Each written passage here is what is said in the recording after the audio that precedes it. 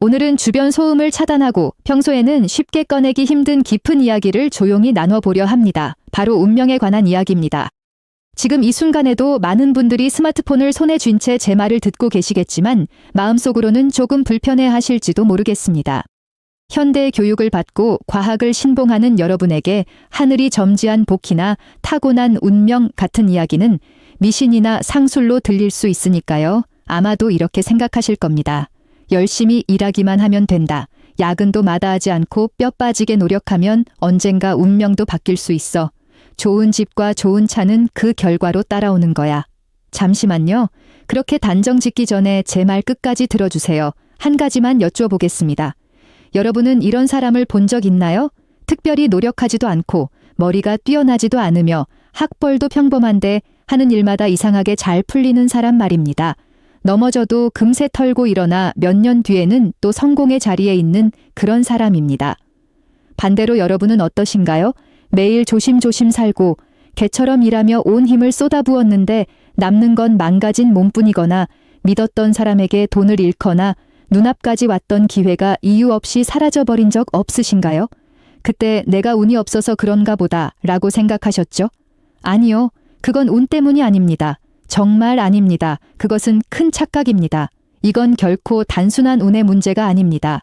이는 물리의 영역이자 에너지의 흐름이며 수천 년 전 조상들이 이미 기록해둔 지혜입니다. 우리가 스스로 하찮게 여겨 잊어버린 지혜 말입니다. 대부분의 사람들은 남을 볼 때 겉모습만 보고 세포와 검사 수치만 봅니다. 하지만 나는 사람을 볼 때 그 내면의 정신과 기운, 육신 아래에서 끊임없이 흐르는 에너지의 움직임을 봅니다. 흔히 말하는 복 있는 팔자는 서양식 검사나 영상 촬영, 어떤 기계로도 찾아낼 수 없습니다. 그러나 음양의 흐름을 아는 사람의 눈에는 토끼머리 위에 사자뿔처럼 분명하게 드러납니다. 오늘 나는 이 숨겨진 진실을 제대로 보여드리려고 합니다. 수많은 사례를 바탕으로 정리한 특별한 15가지 기운의 징표를 소개하겠습니다. 이 15가지 중 단 3가지만이라도 여러분에게 해당된다면 지금 재정적으로 어려워도 생활이 막막해도 진심으로 축하드립니다. 여러분의 반전의 날이 멀지 않았습니다. 이미 복의 기운이 몸 안에 자리 잡고 있고 운을 바꿀 판이 깔려 있다는 뜻이기 때문입니다. 이런 사람은 하늘도 도와주고 누구도 막을 수 없습니다. 그러나 이 15가지는 누구나 가진 것이 아닙니다. 돈이 많고 사회적 지위가 높아도 이 기운이 없으면 그 복은 결국 허상입니다. 마땅하지 않은 자리에 앉아 있는 것과 같아 결국 무너지고 맙니다. 그 돈은 지켜지지 않고 병원비나 생계비로 사라질 수 있습니다. 자, 이제 하나씩 거울을 보며 확인해 보겠습니다. 여러분은 하늘이 선택한 복이 있는 사람인가요? 아니면 주어진 판 안에서 애쓰는 사람인가요? 첫 번째이자 가장 중요한 기준은 많은 사람들이 놓치는 요소입니다. 나는 이것을 시선에 신기가 깃들어 있는가라고 부릅니다. 신기란 무엇일까요? 요즘 젊은이들 중에는 눈을 크게 뜨고 힘을 주면 기세 있어 보인다고 착각하는 경우가 많습니다. 눈빛이 날카롭고 공격적이면 그게 기운이라고 생각하지만 그것은 매우 얕은 단계에 불과합니다. 진짜 귀한 사람의 눈빛은 드러내지 않고 스스로를 거두어 드립니다. 호랑이를 떠올려 보세요.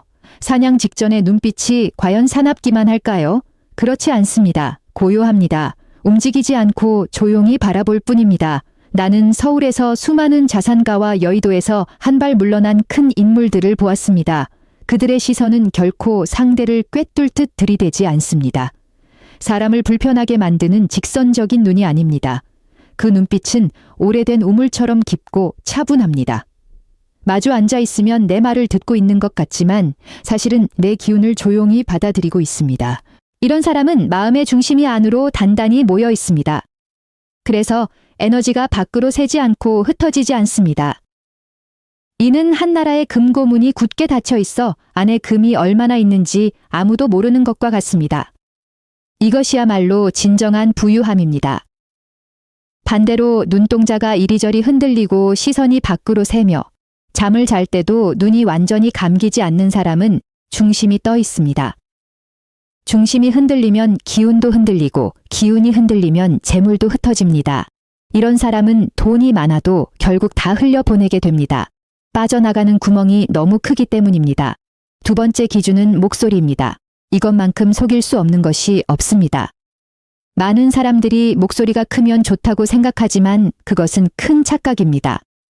소리는 낮고 깊어야 하며 안에서부터 자연스럽게 뚫고 나오는 힘이 있어야 합니다. 옛말에 참된 사람은 발끝에서 숨을 쉬고 보통 사람은 목에서 숨을 쉰다고 했습니다. 평범한 사람의 말소리는 목구멍에서 억지로 밀어내듯 나와 날카롭고 급합니다. 듣는 사람의 마음을 불편하게 만듭니다. 이는 마음의 불이 과도하게 강하고 균형이 무너진 상태로 오래 버티기 어렵고 형편도 따라주기 힘듭니다. 반면 기운이 충만한 사람의 목소리는 아랫배에서 올라오고 때로는 발뒤꿈치에서 울려 나오는 듯 묵직합니다. 크게 내지 않아도 방 구석까지 또렷하게 전달됩니다. 이유는 간단합니다. 안이 가득 차 있기 때문입니다. 이런 소리는 내면의 기운이 단단하다는 신호이며 생각이 명확하고 판단이 빠릅니다. 중요한 순간에도 흔들리지 않고 결정을 내릴 수 있습니다. 말이 떨리고 마음이 흩어지는 사람이 과연 재물을 이루고 지켜낼 수 있을까요? 세 번째 기준은 귀입니다. 흔히 귀가 크면 복이 있다고 하지만 그것은 절반만 맞는 이야기입니다. 크기만으로 판단하면 오해가 생깁니다. 중요한 것은 두께와 색입니다. 귀를 직접 만져보세요. 종이처럼 얇고 힘없이 눌린다면 타고난 기운이 약한 경우가 많습니다. 이런 사람은 결단력이 부족하고 주변 말에 쉽게 휩쓸리며 거래나 사업에서도 속기 쉽습니다. 반대로 큰 일을 해내는 사람의 귀는 위쪽이 두툼하고 살이 차 있으며 만지면 단단함이 느껴집니다. 색도 얼굴보다 맑고 밝습니다. 귀는 타고난 바탕이 드러나는 자리로 부모에게서 물려받은 기본 자산과 같습니다. 이 바탕이 튼튼해야 세상에서 부딪히고 넘어져도 다시 일어설 힘이 생깁니다. 네 번째는 손발의 온기입니다. 손발이 따뜻하다는 것은 단순한 혈액순환 문제가 아닙니다. 몸 깊은 곳에서 올라오는 양기의 흐름을 보여주는 결정적 신호입니다.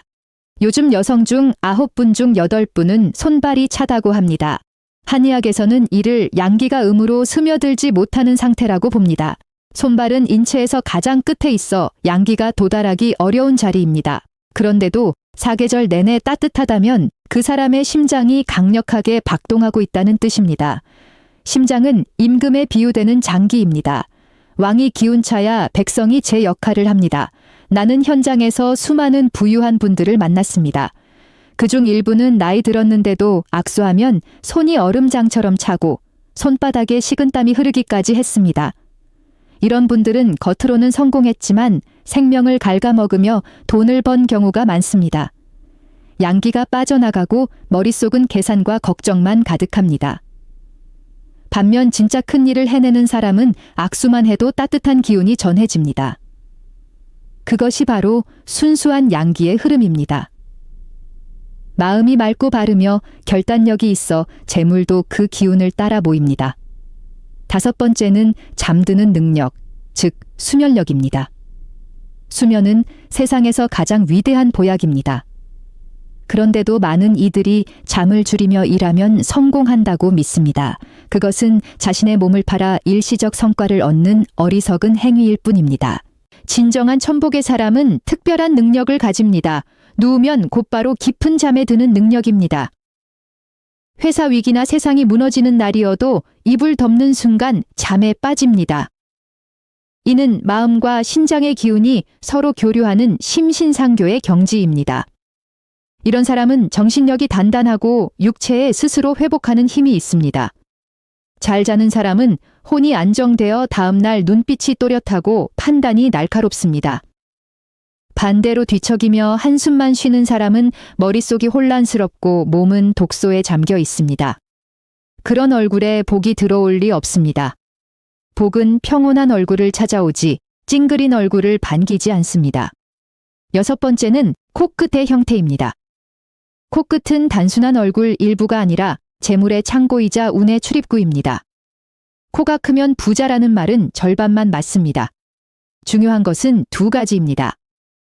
첫째, 코끝에 살이 풍부하고 둥글게 솟아 있어야 합니다.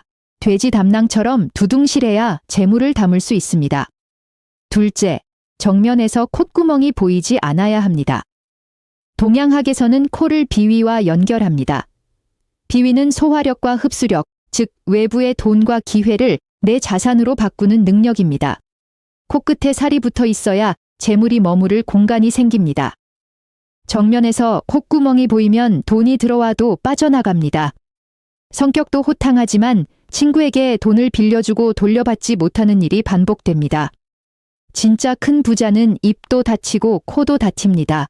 보이지 않게, 드러내지 않게. 재물도 보여주지 않을 때 오래 머무릅니다. 7번째는 등판의 두께입니다.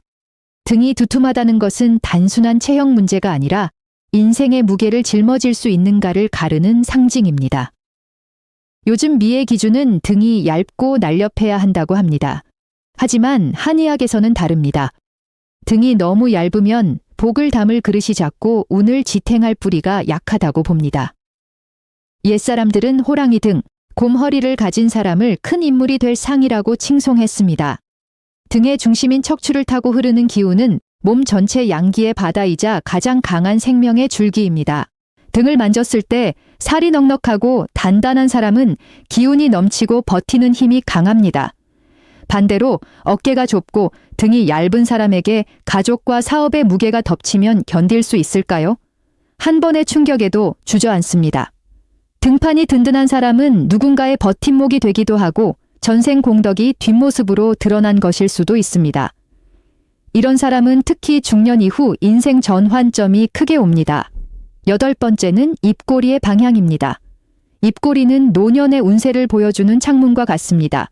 나이 들수록 입꼬리가 내려가는 사람이 많습니다. 아래로 축 처진 입은 마음에 눌린 감정이 깔려 있다는 뜻입니다. 이런 분들은 불만이 많고 세상과 사람을 탓하며 입에서 나오는 말도 한숨과 부정으로 가득합니다. 입은 재물과 말의 문인데 한숨과 푸념을 내뱉으면 재물도 같이 빠져나갑니다. 반대로 진짜 복 있는 사람은 웃지 않아도 입꼬리가 은은하게 올라가 있습니다. 초승달처럼 부드럽게요. 우리는 그런 입을 달을 품은 입이라 부릅니다. 이런 사람은 마음이 낙천적이고 세상을 밝게 봅니다. 한의학에서는 입이 비장의 기운이 드러나는 곳이라고 합니다. 입꼬리가 위로 향하면 기운도 상승세입니다. 이런 사람의 말은 듣는 이를 편안하게 하고 자연스럽게 사람이 모입니다. 사람 인연이 곧 재물 인연입니다. 웃는 얼굴에 누가 등을 돌리겠습니까? 반대로 늘 찡그린 얼굴은 복을 스스로 밀어냅니다.